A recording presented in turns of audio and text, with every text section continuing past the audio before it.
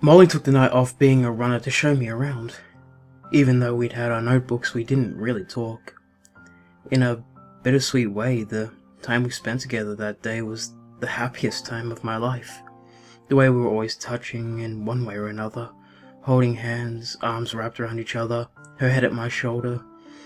At times only a shadow of a smile crossed her lips, but it was rare a smile fully left her face.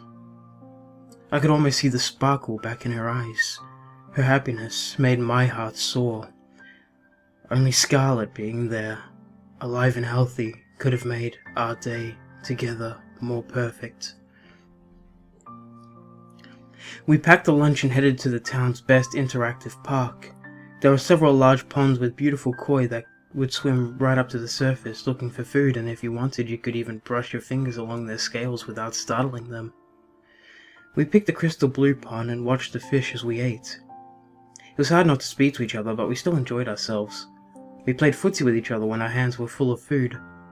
Molly's eyes brightened when she watched the squirrels and chipmunks play in the trees. There was a parade of life-size animal statues you were supposed to climb and sit on. There was a camel, a bear, tiger, lion, wolf, hippo, buffalo, and many more. Normally people would pose for pictures of them. We tried all of them. Molly's favorite was the elephant. You were able to climb around its head and sit on its trunk. I hadn't seen her smile so widely in years. My favorite was the giraffe. You could climb up the back of its neck and look around from the top of its head. We also played in this weird maze. It was like this large tangled slinky. You're supposed to enter one end and make your way through the rings until you found your way to the other end. Each ring was spread about 6 inches apart, and every 30 feet or so there were gaps large enough for people to leave the maze if they wished. Molly and I had spent hours wandering around the rings. We could see each other through the slots, but the rings were too mixed up and tangled, so we never knew which way to go to get to the other. It soon became a game of me trying to catch her as she slipped away from me. Eventually I managed to catch her. I grabbed her from behind and wrapped my arms around her waist. I lowered my mouth to her neck, holding her tight. She smiled, wrapping her arms around mine. When we returned to the hotel, we were both exhausted. We curled up on our bed.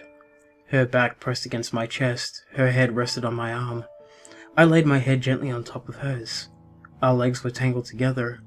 I held her and we dozed. I wanted to lay that way forever, her soft breathing comforting me, her body moving ever so slightly with each breath.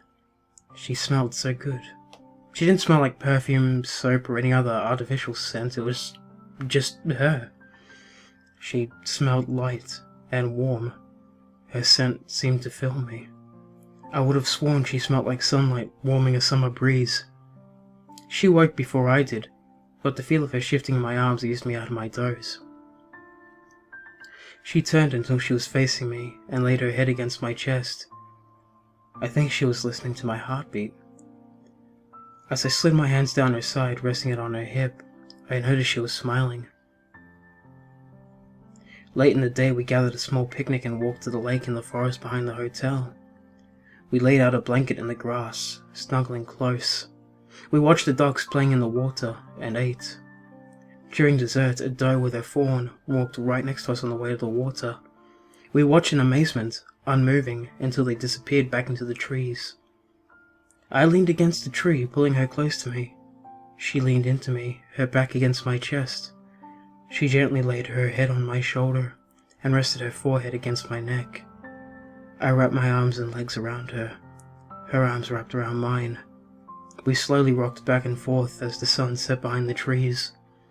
The light around us was soft. Everything was so peaceful. Without thinking, I placed my hand under Molly's chin, turned her towards me and pressed my lips to hers. They were so soft, so sweet. With time our kiss became more insistent. I could feel her need.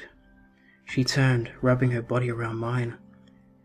Before I knew it, she slid my shirt off, her hands on my bare skin. She tasted and smelled so good. She felt so good. Molly stayed above me, stayed in control the whole time. She wanted me just as much as I wanted her. I knew our need was from different causes. Mine was because of my deep love for her. Molly just needed comfort and love. I ran my hands over her skin, my mouth over her body. I could barely think, barely breathe. I was with Molly. She was holding me. I was holding her. We were together. I looked up at her, a slight smile on her lips as she moved above me. She was so beautiful. Her soft hair fell loosely around her shoulders. So beautiful. Her lips parted slightly, and she softly moaned. I froze. Her blue eyes opened wide, filled with terror. It started as a giggle, as her eyes flooded with tears. I couldn't breathe. My vision blurred.